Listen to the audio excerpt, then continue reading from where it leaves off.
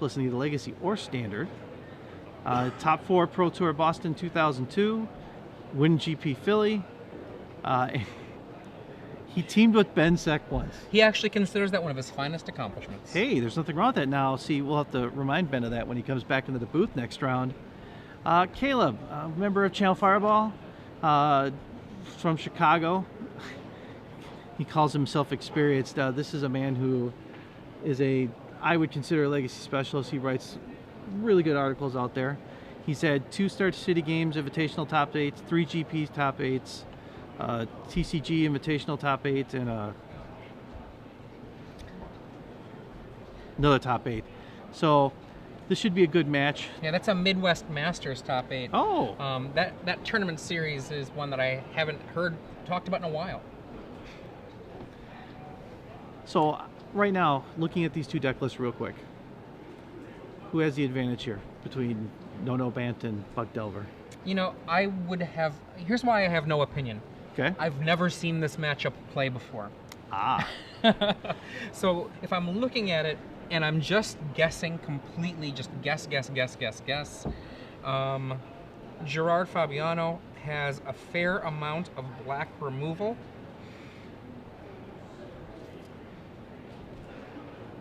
I think, wow, I think Gerard has a slight edge, and the thing about that is, it's an utter, total guess.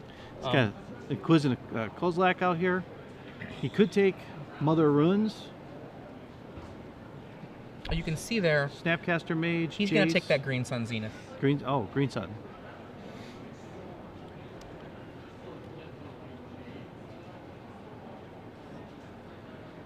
Two Jaces in hand.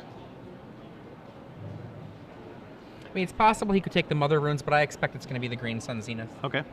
And the reason being is that even though Mother can protect Caleb's cards from Gerard's removal, the Green Sun Zenith could just completely shut down Caleb, because right now Caleb is going to be relying on top-decking mana if he doesn't have that Green Sun Zenith.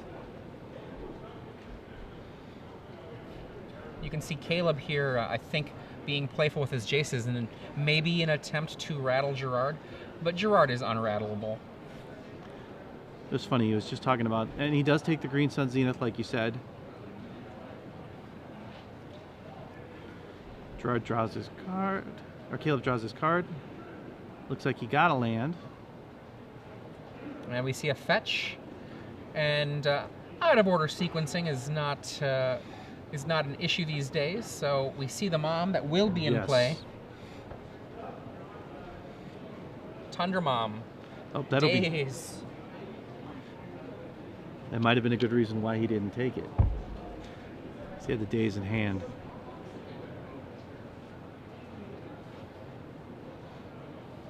And on Gerard Fabiano's deck list, a whole cornucopia of random cards here and there, to this, to that, to this.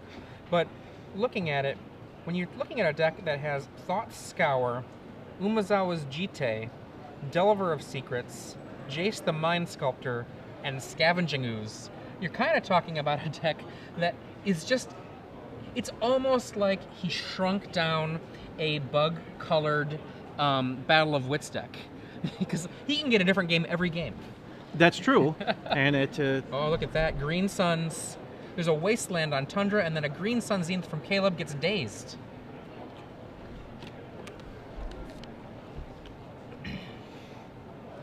And Gerard draws. Lays another land. Bob. That is Dark Confidant. Gets a Force of Will. I love Bob. It's one of my favorite cards ever. So he is called Bob, that Dark Confidant, because it is the invitational card that Bob Maher designed maybe about 7 years ago. Something like that. I believe that that's a Ravnica card, yes? Might be. We will return back to Ravnica soon. 2005 was the release of Ravnica. I'll tell you. I know they won't reprint it, but I would love to see that card. Well, it's funny, actually. So Bob Maher is my real-life boss, and he was telling me that some of the Wizards of the Coast people at some major event lately were joking with him that they had reprinted Dark Confidant, but with new art. Oh. And he was like, well, if that's true, you're never going to see me again.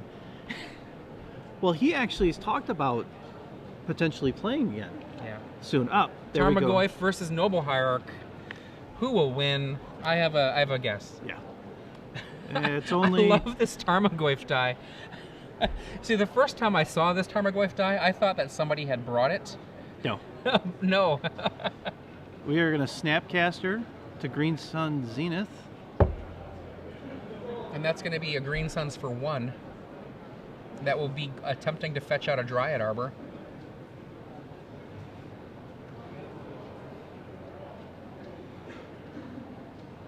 Days. No Dryad Arbor for you. Force of Will. Wow. Well, he wants that land. Well, he's managed to throw away 2 of his Jace the Mind Sculptors, which is interesting because now if Gerard knows his starting hand, he may think that he discarded both of his Jaces. But in reality, he does have another Jace sitting in his hand. There's the Dryad Arbor. I was really hoping that they would actually bring back not the Ravnica lands, not the allied color, or no, I shouldn't say allied, not the pain duels, the shock duels. Yeah. I was actually hoping they would bring back a cycle of Dryad Arbor style cards. That was something I was like hoping that they would give us that sneaky. Oh, we've got cards you'll fetch up that are not going to be basic lands, and I was hoping it was going to be the Dryad Arbors, things like that. I will tell you this: it's that Dryad Arbor for land in my book is one of my favorite cards, just because it's. I mean, with Green Sun, it's just wow, Green Sun for 0. The alt art Dryad Arbor, if you get an opportunity to see this, utterly gorgeous. Huh. Both the layout of it and the card art on it. And I believe that if you want to try to look that up online, what you want to look for, we get a main phase brainstorm here. What you would look for is, I want to say, Scott Larrapy. Yeah, that's from the Vault is the land you're looking for there. Okay. Brainstorm main phase, the best time to do it. You see a Delver. I can't tell if that is a Goyf.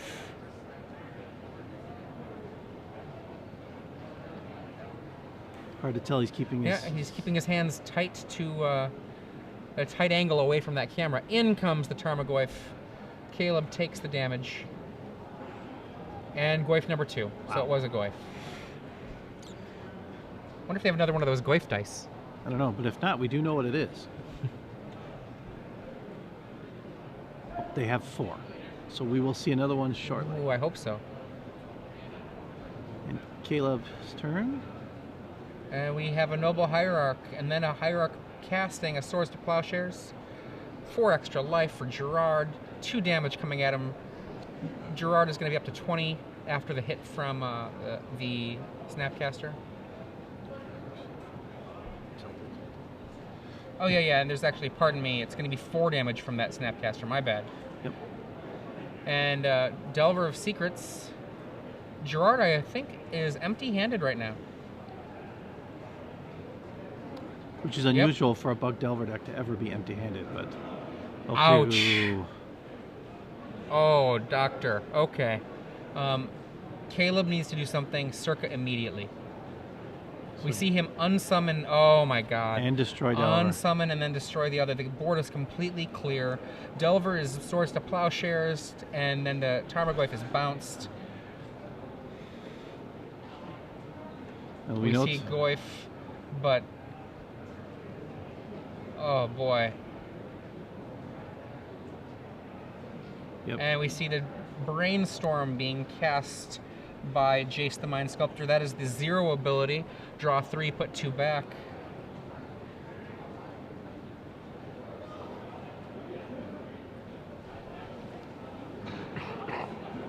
Ouch.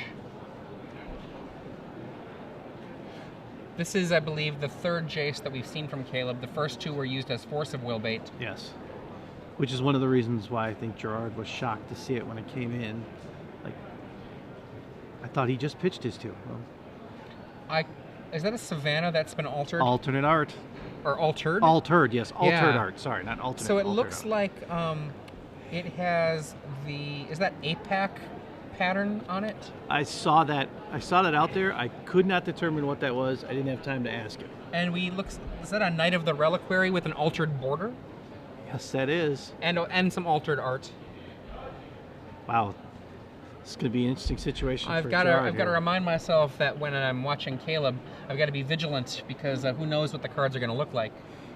As long as nobody complains about him, we're okay. None of his opponents, anyway. Yeah. Those of you out there who are complaining at home, sorry, you're going to have to deal with it. Yeah, alternate art or altered cards Altered like this cards, is yeah. very, very popular. We have several Ultraists here, in fact, this weekend, and at every Star City Games event, there is a almost, I don't want to say 100%, but a very high chance that there will be an Ultraist there. Mother of Runes, Wasteland, and Gerard is just being torn apart right now. And Knight of the Reliquary goes away, gets another Wasteland. Wow, he's down to a Tarmogoyf and a Forest. And one card, or 2 cards in hand. Looking at Gerard's deck list, Oh, he'll the swing only in. thing I can see that can make him have a shot here is if he gets his 1 life from the loam. He swung in and Caleb chumped with his Dryad Arbor. And there's the bounce. And it looks like Caleb is going to get another Wasteland out of his deck. That appears to be what's going to happen. Or nope, it's an attack. Yes. And then a click after the draw. So does he just concede right now, or he does show him his hand?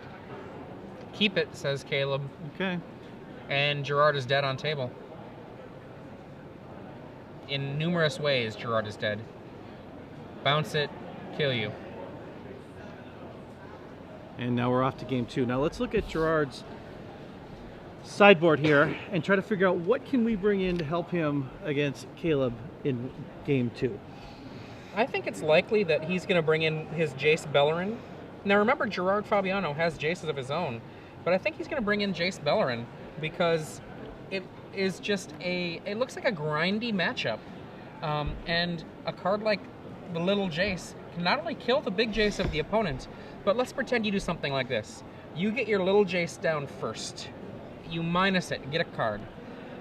And now they're stuck in that situation where you might have out a creature like, say, a Tarmogoyf, where they have to actually expend effort and their turn and have something in play to do it to get rid of your Jace. That's problematic, and they can't just lay a Jace the Mind Sculptor down unless, you know, I mean, giving up a Jace the Mind Sculptor, that's a big deal. Is bringing now another person who has Sylvan Library in there. Is this an opportunity for him to bring those in potentially, because he ran out of Ran out of gas. Ran out of gas. Well, Sylvan is really good at keeping you with the gas. Yep. I think you're going to see Diabolic Edict and Ghastly Demise, definitely. But I don't know. I like Sylvan a lot in matchups where you don't have to worry about reach. The closest thing that Caleb has to reach is Vendilion Click. And by reach, what I mean is the ability to do surprise damage that you weren't expecting. Now, Caleb, on the other hand, we have multiple options here. He's got... Well, he's going to probably bring in... he saw a Dark Confidant, right? Yes. So because he saw Dark Confidant, I expect Umezawa's Jite Yep. as one of the cards that we're going to see. He also has Jace Bellerin in the board. Now, he did not see a Jace from Gerard, nor did he see a lot of the other elements of Gerard's deck, like the Delver of Secrets and other things. I don't know if he's going to bring in Jace Bellerin, but I think if he sees enough of Gerard's deck, he should seriously consider it. But can he put him on at least some form of or He because of the way it was, because of the Tarmogoyf and stuff like that, you know, it's got to be some form I mean, of he could be playing against Team America. You know, yeah. he could be playing against a bug control deck that runs Dark Confidant. You know, like something that's kind of a buggy version of Next Level Blue. You know, like... And when I say a buggy version of Next Level Blue was traditionally, you know, a blue-green base with maybe a little splash here and there of other stuff. But Legacy is so wild in terms of what you can play. And Gerard Fabiano, he is always known to bring his own brew. So when you're Caleb, who is also a brewmaster of your own, you're going to know that, hey, this Gerard guy, I know he could come to the table with anything. And that makes it more difficult. I mean, especially because if you're coming in with something different, hey, you sit across someone that you expect to see miracles or the standard Rug Delver. You know, here's Bug Delver. You know, Yeah. like I said, we haven't seen much of Bug Delver Yeah. lately at all. Now, if these two have talked, if they're friends, you know, then I'm sure Caleb knows exactly what Gerard's playing. Although, based on the way Gerard has his deck built, Caleb doesn't have that deck mapped out in his mind. I mean, there are too many 2s and 1s and 3s and 2s. Yeah. And I'm sure if Brian David Marshall is out there listening, he's probably chuckling to himself because he always made fun of me for having 2s and 1s and 3s. But, you know, I'm bringing this up just to point out that when I said earlier that Gerard Fabiano's list looks a lot like a shrunk down Battle of Wits list, what I'm really trying to imply is it looks like it can play many different kinds of Magic depending on which part of the deck it draws. Yeah, and that's, like it said, it provides different faces based on what it can do. He's got so many fun options. I really do like his deck. Let's hope that game 2 he gets a little bit of a better run here than he had with the first one. So out on Twitter and on my Facebook page, I put out a question to people that were out there, you know, listening. And I'm curious what decks you want to see do well in Legacy. So let us know at SCG Live. Give us a tweet. This is the last round of Legacy. When it comes to tomorrow, what decks do you want to be seeing in Legacy tomorrow when we get to the cut to the day 2? Already I've had a couple people say that they want combo or goblins. Someone said counter sliver. My favorite though is Saul Malka. Saul Malka saying, he said something with bayous and underpowered cards. Underpowered cards. I think he's making a oblique The Rock reference. Oh. Yeah, I don't know if you're gonna be seeing that around too much today or tomorrow. But you know, also who outside of that, when you see who makes it tomorrow, also outside of what decks you want to see, who do you want to see? I mean, you know, we've got plenty of people here, and there are also plenty of players that have not yet been on camera. Turn 1, Gerard Fabiano, Delver Secrets right away, cracks the fetch land to go to 19. And now, if Caleb didn't know, now he knows. Gut shot. I feel like a gut shot. I mean, yes, he saw Dark Confidant before, but maybe he definitely knew. Because I mean, gut shot is a weak card when you're fighting against a Tarmogoyf. According to one of our viewers out there on Twitter, they do know each other's deck. Okay. So there was that this was known ahead of time.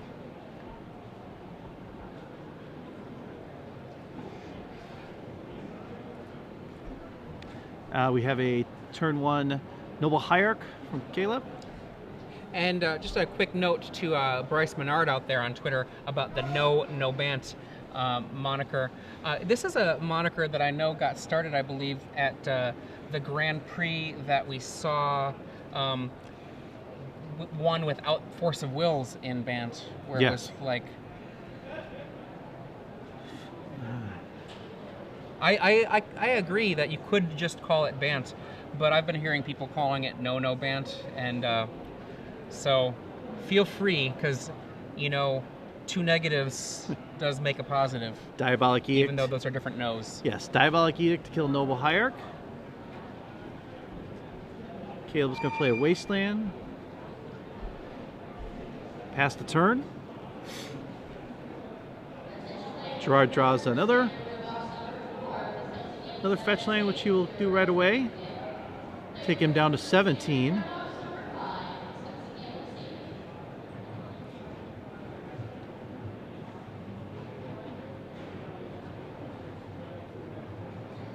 And we see Tarmogoyf from Gerard Fabiano. Now, what will that be at right now? We see land, creature. I'm waiting for the silly die to come out. Caracas from Caleb Durward.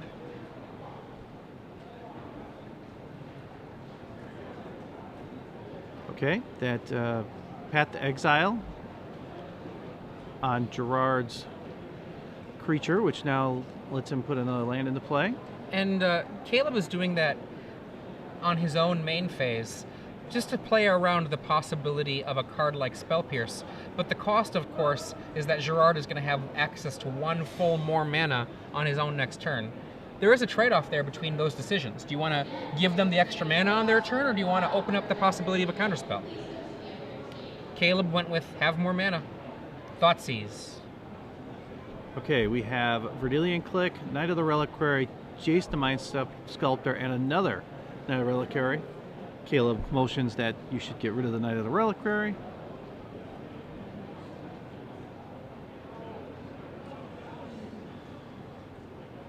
Click it's a really interesting choice. Because the click is just nowhere near being cast. Yeah. And the Jace is just as far away from being cast as a click is. So getting rid of a one Knight, oh, there's the Goyf and then a fetch land here, means that there's only one active play left for Caleb in his hand. Caleb puts a Dryad Arbor down. Summoning Sickness means he can't cast the Knight of the Reliquary in his hand. We see at the end of the turn, Gerard Fabiano fetches, gets a tropical island. It's going to be an interesting race here to see what happens here, because Knight will come out next turn unless Gerard has some form of counter magic against it. Oh, is that a Jace of his own in hand? Maybe I'm... Oh. The Inquisition, that knocks out the Knight. Now he's leaves left Caleb with wow, a long time before he can do anything useful. And a Life from the Loam. That is incredibly powerful right now. Wow. I mean, what a way to cycle through his deck quicker to get to the cards he needs. Okay. Swords. Drew an answer. And in for one. Here comes the Dryad beatdown. Charge. He's 17 more rounds or turns away from winning. And Gerard end of turn fetches. Now normally quote unquote throwing away fetches, as Gerard has been doing, would be considered kind of foolhardy. You'd want to save it for a brainstorm or things like that. But because he had the Life from the Loam, it's actually worth his while to do that fetching willy-nilly, because he can just keep on refilling with fetch lands. We see a Wasteland comes into the mix. That was devastating. Yes. Now next turn he can Life from the Loam, Wasteland that Dryad Arbor, and there are not many basics in Caleb's deck. Caleb has only, let's see, one island, one forest. Which he has out on the field right now. No more basics in his deck.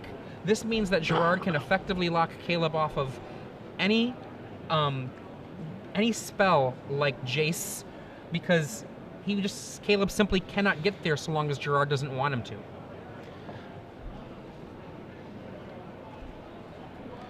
All right, he cracks another land. Gerard doing more damage to himself than I think anyone else has this game so far. Another Wasteland. Gerard no longer needing land. Now just playing the Wasteland. And Caleb, Green Suns for one. There's a Noble Hierarch. He's back into the point where he can actually lay a 4-drop, unless Gerard can take care of that Hierarch. And also, for that matter, Gerard knows that Caleb has a Vendilion Click, so Caleb could theoretically get rid of the Life from the Loam.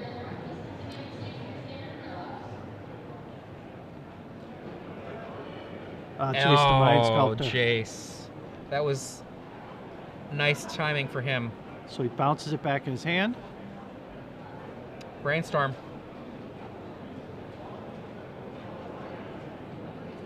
And it looks like Caleb is what is called in the industry brainstorm locked there. Draw 3, doesn't find anything oh, wait, never mind. Noble Hierarch means he can maybe push a cast into there, get a click going or something. Obviously he had that because he had it bounced, yes. So. Gerard Brainstorms with the Jace. Puts 2 lands back on top. There's Delver, there's Tarmogoyf. Ghastly Demise to kill that Noble Hierarch, and Caleb's like, Delver, Goyf, Jace, plus more mana, plus Life from the Loam, plus I got nothing. Let's go on. Next game. So how many adjustments you think how many adjustments does Caleb make now? Well, let's see. I mean, he might have already known what you heard from Twitter, apparently, one person saying that Caleb already knew what Gerard was playing. Yeah. So the choices that Caleb might be making about sideboarding are largely going to be probably play-draw choices. So in that case, he might bring in Thalia if he's on the play, if he doesn't already have it in. Thalia, that nice one in a white. 2/1. sorcery instant spells cost 1 more to cast. Very good for him. Also puts a threat on the board, which is something, as we saw, would really have been more important last round to have him have some sort of threat out there. Yeah. And, you know, I'm not saying that Thalia is necessarily the kind of card you want to bring in, but it's an option. I mean, he's doing some changing in his sideboarding, and Thalia is the only card in his sideboard that really gains real value because of whether you're on the play or draw. So we still have 28 minutes left in this round, so we will get another match in. But one thing that's nice that you see in these kind of events is how Gerard and Caleb and other players like that, they're not only good players, but they're also good friends with each other. That they can shake each other's hand, and they can do that. A lot of competitive events you see, players get to the point where they just don't want to be near each other. Well, I mean, one of my favorites is the, well, I guess we should say, well-established dislike from some people in Magic of good game. And I know when I was a kid and I played, you know, in Little League, at the end of the game, we lost. We would all walk down that line and say, good game, good game, good game, good game. Yeah. But in Magic, there's a lot of people who don't like hearing those words, good game, if they're the person that lost. And, you know, I don't think that, I don't know for sure, I haven't talked with Caleb or Gerard about it, but these are both two guys that are very nice and have always been basically really amicable guys. I don't think they would take too much offense at a player saying good game unless it was a sneering, in-your-face good game. Well, yeah, but if you're going to do something like that, you should expect someone to come back and say, well, you know, that really wasn't exactly polite. I mean, you know, sportsmanship is a lost art. You know, and that's something that when you have people like that that can sit there, they're bantering with each other, they're having a little fun. Hey, you know what? Magic, for as serious it is and competitive as it is, it's this weekend, there's a lot of money at stake. It's also nice to be able to have people that just can, like, hey, we're here, we're having fun, we're going to win some money. Let's enjoy the moment. One of the things I've seen a lot in the finals of the tournaments is that, yeah, they're tired. It's been a long weekend of Magic. But at the end, you know, you're sharing a nice handful of money. And play the game, have fun. And you can see nodding into the frame there on the left, Adam Prozac. Who I will be working with at the Star City Games Indianapolis. Excellent, coming up. And Gerard Fabiano, obviously, is no stranger to commentary either. Gerard has, on many occasions, provided a lot of really fun and fabulous commentary. I still remember him managing to cajole, I want to say Christian Calcano, but I'm forgetting who. I could be wrong, but cajoling him into opening up a pack of his own on camera, and right there out of the pack, Jace the Mind Sculptor. First pack cracked, boom. Yeah, that's a tough one to do. I've seen people do that, and the one that I remember, that not on camera, but that someone at one of the tournaments I went to did, cracked foil Snapcaster Mage and Snapcaster Mage. Right. Huh. We are now on game 3 here in this first game in the round 4. Gerard Fabiano on the left with Bug Delver, Caleb Durward, a Bant player with opening Noble Hierarch off of a Savannah. I see a Wasteland in Gerard's hand right away. Also, I think it looks like 3 lands total. Ghastly Demise, Polluted Delta, I think Swords to Plowshares, I'm not 100% sure of that. No, not Swords to Plowshares, pardon me, he's playing Bug. Can't tell, one of those cards is just really baffling me in there. Okay. We get a Polluted Delta into Underground Sea.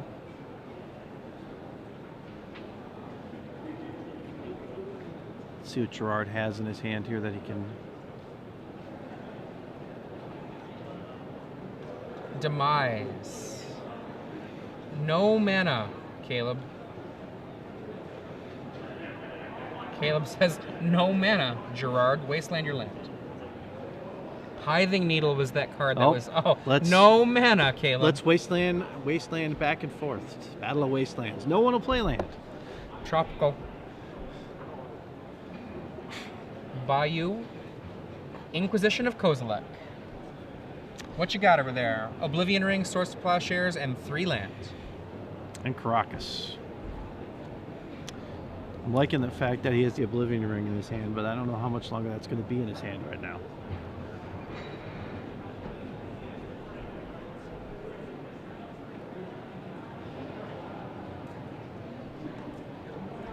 Gerard doing some thinking. Takes the O-ring. Yes. You cannot Swords to Plowshare a Jace. It's true. I bet you there is some combination of spells that would let you do it. Okay. Actually, I can come up with one, but Okay, well, Windswept Heath in play. can we do that here? No.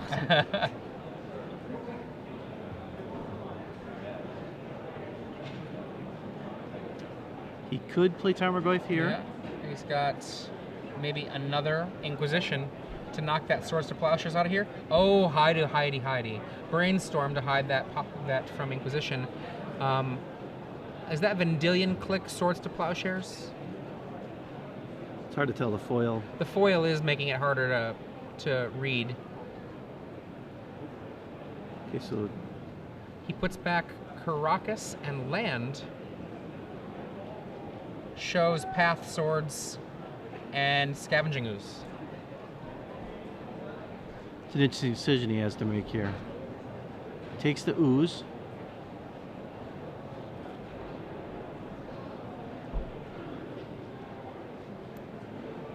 And Caleb shuffles away the Caracas with his Windswept Heath.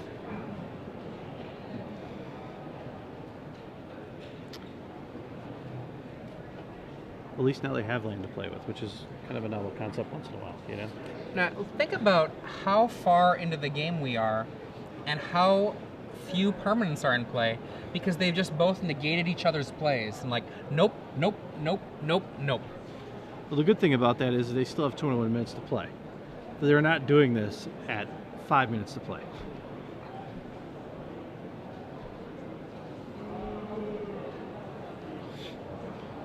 Windswept Heath from Caleb and a Noble Hierarch drawn off the top.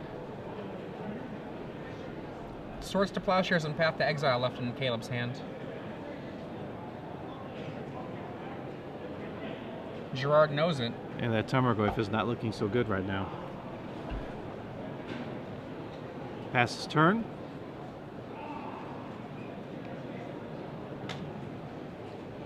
Attacks for 1.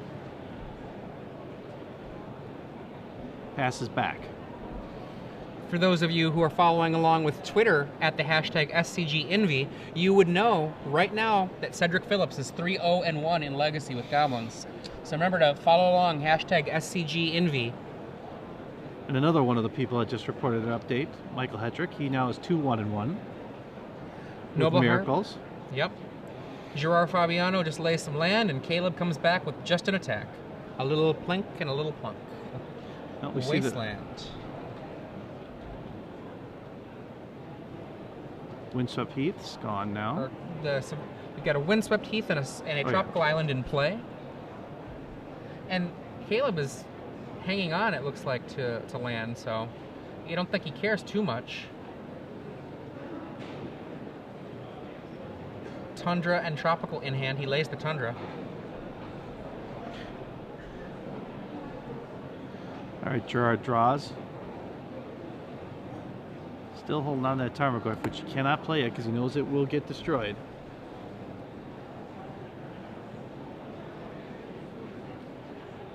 Misty Rainforest, pass turn. For those of you who are just joining us, I'm Adrian Sullivan in the booth with Robert Martin. This is the Invitational for Star City Games. Our Open Series has concluded with this Invitational for this season down in Atlanta. See Knight of the Reliquary for Caleb Durward. And this is the last round of Legacy coverage today that you were going to have. We are going to switch from rounds 5 through 8 to standard coverage. Thoughtseize from Gerard Fabiano. Gerard hopefully has something in his hand to deal with the board, though. Knight of the Reliquary is threatening to be a real problem. Gutshot, Swords, and Path to Exile.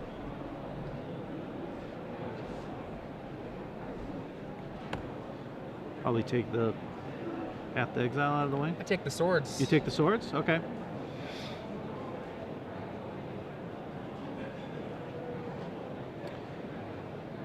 We see Gerard writing down the cards in his deck. Always good to know what your opponent has. All right, let's see what he chooses here. We still see that Tarmogoyf.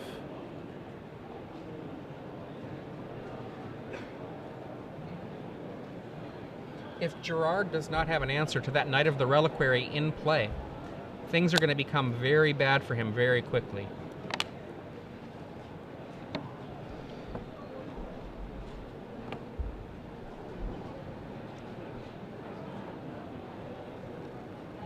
Does he have enough for Ghastly Demise? It looks like it. Ghastly Demise requires a number of cards in... Yes, there enough. it is. Another number of cards in the graveyard that's large enough that it can equal the toughness of the targeted non-black creature. And I believe that there are not enough lands in Caleb's yard to make that Ghastly Demise not hit, even if he fetches with the Windswept Heath. Does it? Looks like he had 3 in there right now. And Gerard has a whole ton of cards in his graveyard. Away goes the knight. Crisis averted. Pass the turn. Caleb still can hit for 1. He was planning to hit on it for a whole lot more with that knight, but as you can say, the right card at the right time can save a lot of trouble. Pass his turn. All right. Life from the Loam. Ouch.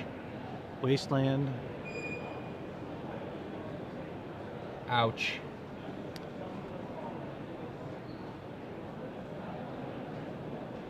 Again, the ability to neutralize Caleb's mana base. Such a good option right now. Now, Caleb does have land in his hand, but there's only so long that he can continue to do this. He only has 1 basic island and 1 basic forest in his deck that are immune to those wastelands. Okay, we see another Windswept out there. Hits for 1, takes Gerard to 12. I think that's Dark Confidant.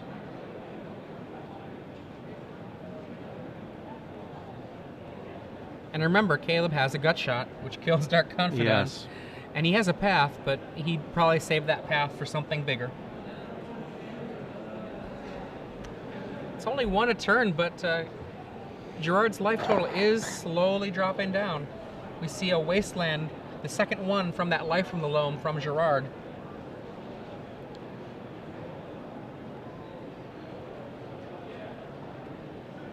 Pass his He turn. says go. Yeah.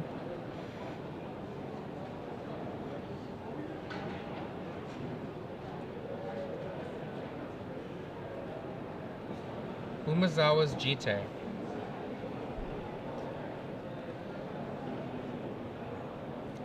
Fetch, fetch.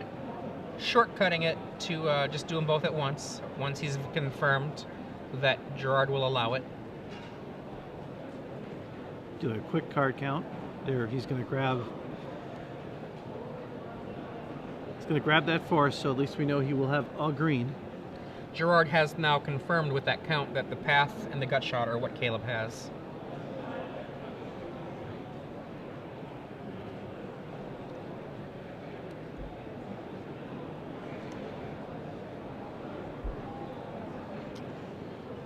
And equip the Jite.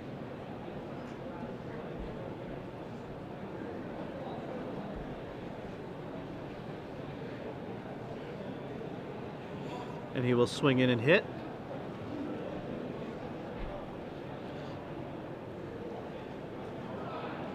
The Pithing Needle in Gerard's hand effectively answers the Jite. And he goes to Life from the Loam Dredge to bring back more wastelands. So I expect we're going to see Wasteland, Wasteland, something brought back to hand, and then a casting of the Pithing Needle on Umezawa's Jite. Kills Tundra.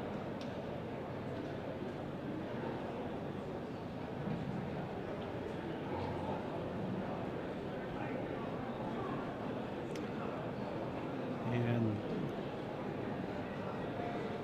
There's the needle.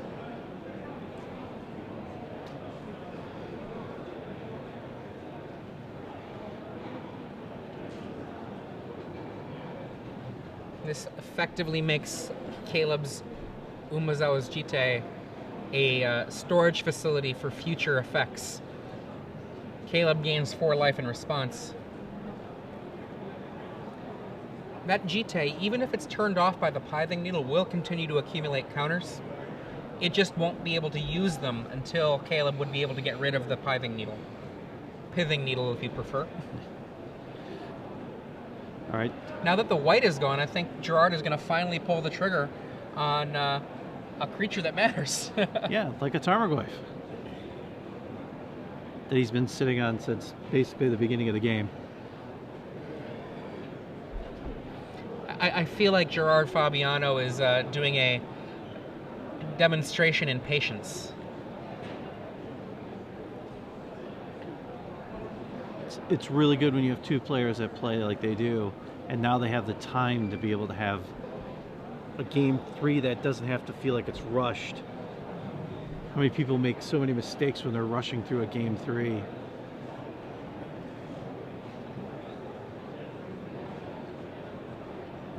Gerard verifying what he believes Caleb's hand to be, I think. Okay. And I'm gonna slight pause.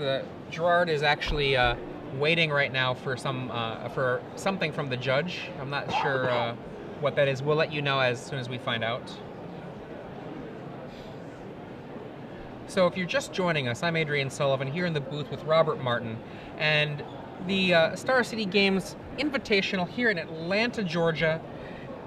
I don't know about you, but I am really excited about this format and about basically this whole weekend. I think one thing that people say is that this is a lot of coverage, and it is.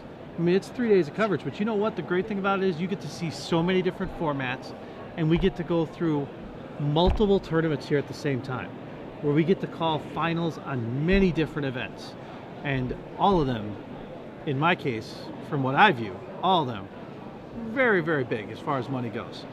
I mean, they say that, you know, people are motivated by winning and motivated by money. Well, if you're motivated by money and you're motivated by winning, this is where you want to be this weekend. Well, I mean, if you were able to come to this event and you were qualified for it and you didn't, I don't know what you were thinking.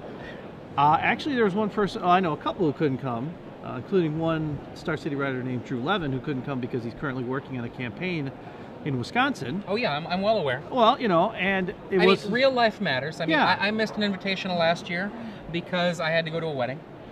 Well, that one you really can't get out of. No. But yeah, no, I think the problem the judge had right now is a question on lands played this turn. For an update of what's going on. Yeah, I saw somebody question that earlier in the feed in the previous game, and watching this game, there was nothing wrong with Gerard's land placement in this game. I've been watching this entire game just specifically for that. He's fine.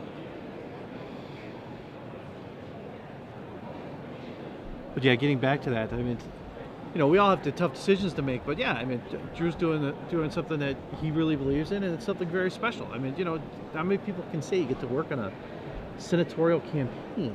It's pretty cool. Yeah. But I gotta admit, it would have been nice to have the legacy specialist here. Oh, Tarmogoyf, finally down. There it is, Tarmogoyf.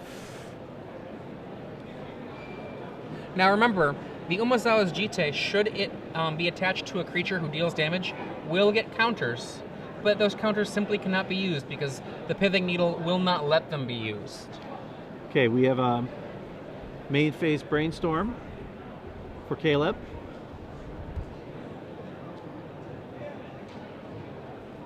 Looks like I see some Wasteland there that he is going to put to the top of his deck.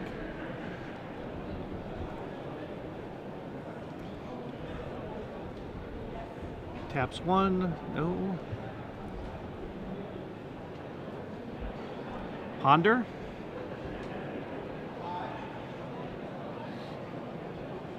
Full art Ponder. You can see Caleb on the right of your screen looking not too pleased about those cards. He had the exact same expression a few seconds ago when I was looking at the brainstorm. Hoping it was getting a little better with the ponder, but You know, if your brainstorm isn't good and you don't have a shuffle effect, the ponder is not going to look all that great usually, but at least you can shuffle away. looks like, yep, he will shuffle it away.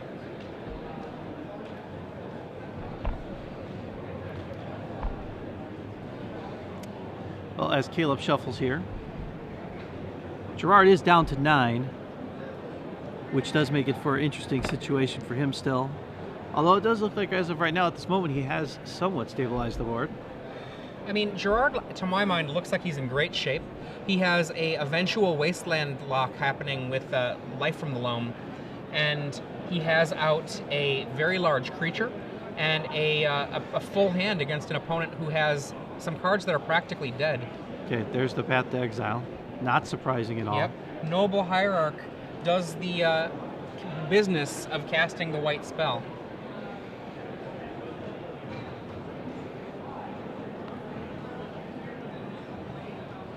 +1 mana for Gerard Fabiano. Okay, so we clearly know with Life of the Loam, mana is not needed anymore. He's got plenty of it coming. Jace. That looked like a Jace to me. Did it look like one to you? I thought it did. Wasteland, yet another land from Caleb. Ghastly Demise, your Noble Hierarch. Well, that cuts him off from white now. 1, 2. Bob. Now remember, there is a gut shot in Caleb's hand. Maybe that wasn't a Jace in Gerard's draw. I thought it was a Jace, though.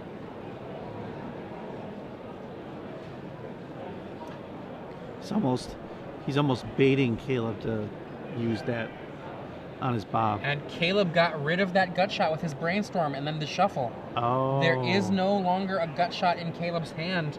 So Bob gets to reveal. Scavenging Ooze. Boom, extra card. And that Scavenging Ooze also represents basically a bunch of potential life as well as a big clock. Life of the Loam. Life from the Loam replacing the draw. We're going to see Caleb go get some wastelands.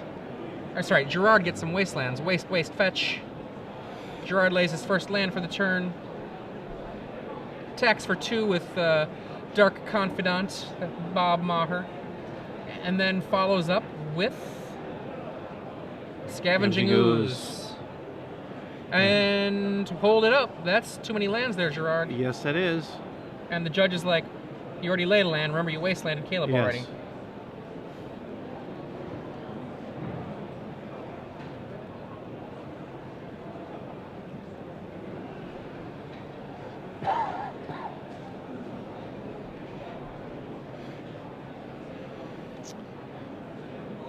And he says go.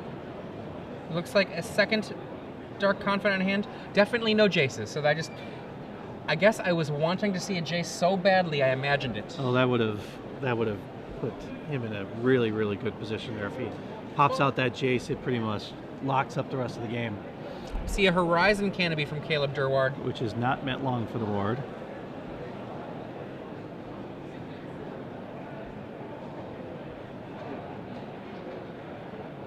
And we see a wasteland, or sorry, a swords for the ooze. Another wasteland, like he needed it. Delver joins Dark Confidant. Caleb is just, he's basically got to hope that Dark Confidant kills Gerard. So how does he manage to, if that doesn't work, how else is he going to slow him down? There's nothing else. He's not going to be able to play anything else outside of the Noble Hierarch. Well, I mean, every time that he draws a land, it opens up an opportunity to. It opens up an opportunity for him to be able to cast a new spell.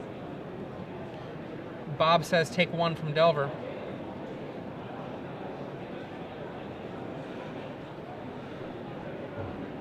Plays another Delver.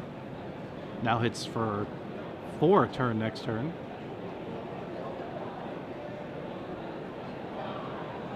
Caleb. And Caleb just scoops it on up.